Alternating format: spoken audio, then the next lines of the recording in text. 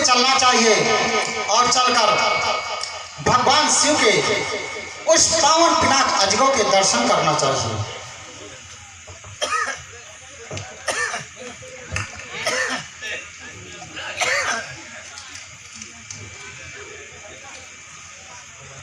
हे भगवान शिव के पावन पिनाक अजगो,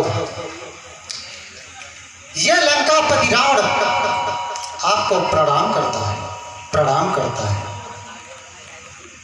हे भगवान शिव के पावन पिनाक, मैं आपको प्रणाम करता हूं और ये भी सोच रहा हूं, एक समय ऐसा था कि ये जो पावन पिनाक है राजा जनक के पूर्वजों को मिला था, महाराज देवराज को मिला था। तब से ये धनुष मिथिला में पावन प्रतिष्ठा का केंद्र रहा है। हमेशा से इसकी पूजा हुई, सम्मान हुआ। लेकिन आज मैं क्या देख रहा हूं, उन्हीं के वंश में एक राजा हुए जनक, जिनके द्वारा एक प्रतिज्ञा की गई। वह प्रतिज्ञा सोई पुरारी को दंड कठोरा, राज समाज आज जय तोरा, त्रिभुवन जय समेत मैं देही। और इतना ही नहीं, बिना ही विचार बड़ाए हट देही। मेरी तो समझ में ये नहीं आ रहा, महाराज जनक को कहा गया धर्मशील ज्ञानी गुणवंता। महाराज जनक को एक महात्मा की उपाधि दी गई, धर्मशील बताया गया। लेकिन यही ज्ञानी और महात्मा आज कैसा कार्य करा रहे हैं, ये तो मेरी समझ से परे है। क्योंकि एक समय जब संसार में त्राही त्राही हो रहा था, इन्हीं के द्वारा दूर किया गया और आज इन्हीं का खंडन हो रहा है। नहीं लंकेश, तू ऐसा कदापि नहीं होने देना, ऐसा कदापि नहीं होगा। तोड़ने की बात तो दूर, तोड़ने की बात तो दूर,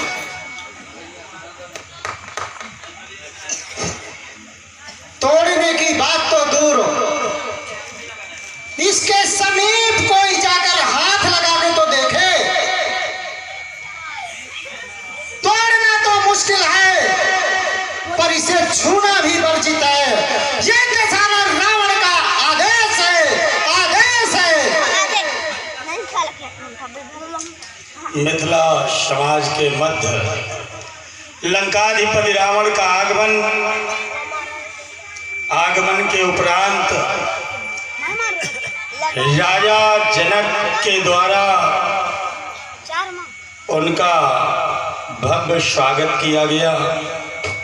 लेकिन स्वागत और सम्मान के उपरांत राजा जनक जी के द्वारा लिए गए निर्णय का विरोध, चूंकि रावण की आदत है जहां भी जाएगा विरोध ही करेगा, और वही आदेश भगवान शिव का मिला था मुझे कि रावण मिथिला में जा रहा है, बाणेश तुम्हें भी मिथिला जाना है, और अगर वहां कोई उत्पात करे तो उसको रोकना है। लेकिन रावण शंकर के भक्त हैं, मेरे गुरु भ्रात हैं, मुझे चलकर उन्हें पहले समझाना चाहिए और उनसे मिलना चाहिए।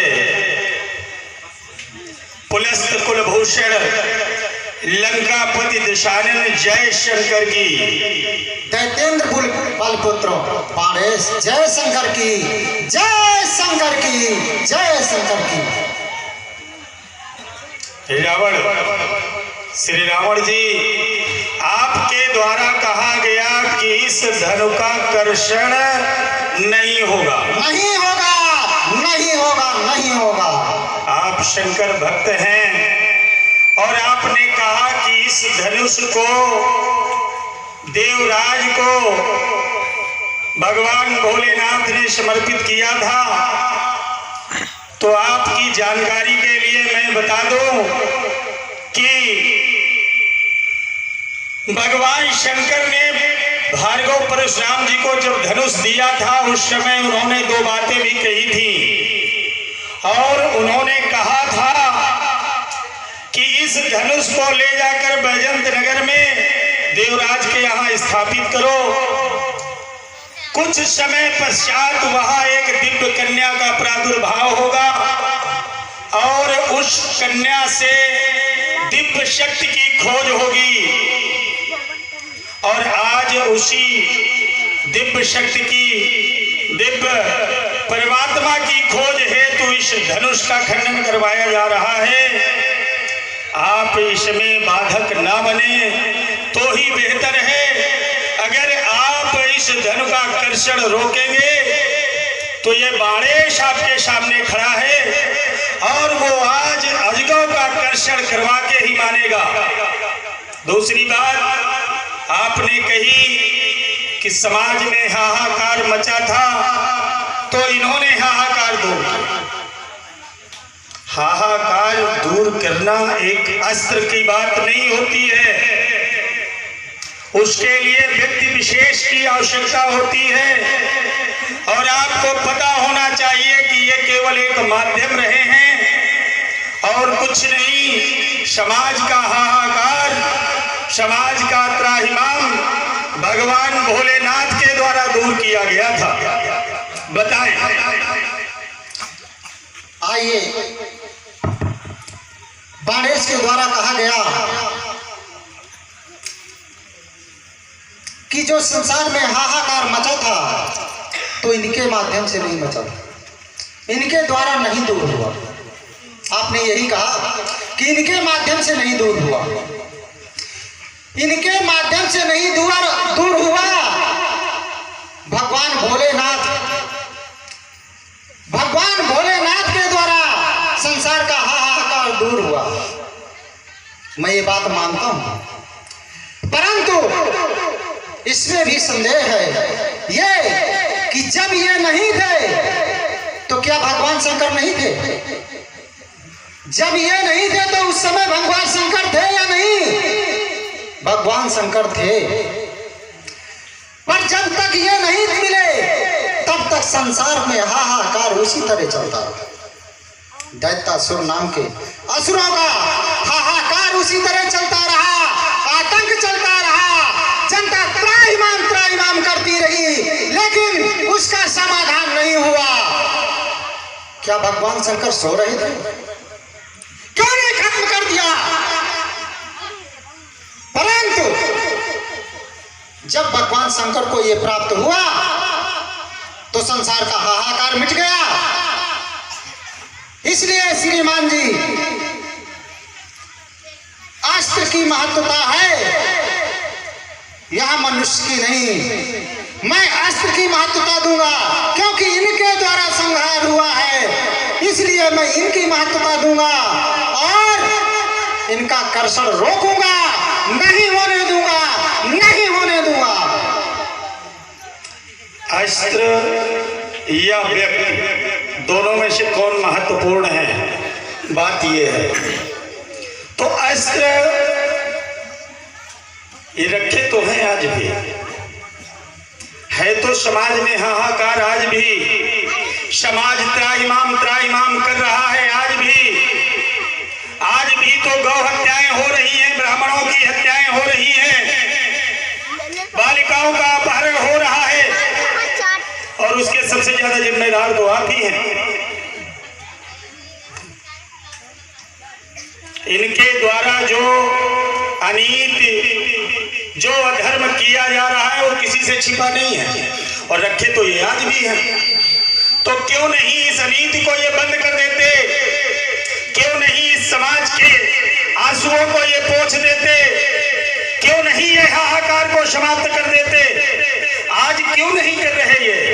मैं इसीलिए कह रहा हूं, इसीलिए इस बात पर जोर दे रहा हूं कि अस्त्र महत्वपूर्ण नहीं होता, वो केवल एक माध्यम हो सकता है, वो भी विशेष परिस्थितियों के लिए। हर जगह, हर समय, हर परिस्थिति के लिए जरूरी नहीं है कि वो अनुकूल हो।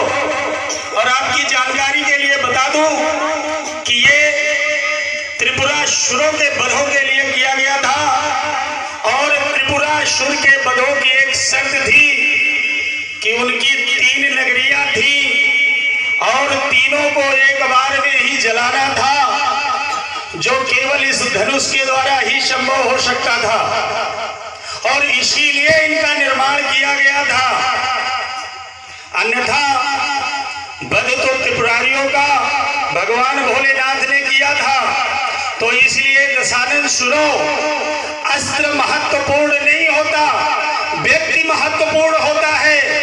और अगर अस्त्र महत्वपूर्ण होता तो आज समाज की जो ये दशा बनी हुई है, इनके रहते हुए फिर ये दशा नहीं होनी चाहिए थी। बताओ श्रीमान। श्रीमान जी के संकेत सामने आए। व्यक्ति महत्वपूर्ण होता है और अस्त्र महत्वपूर्ण नहीं होता। इन्होंने कहा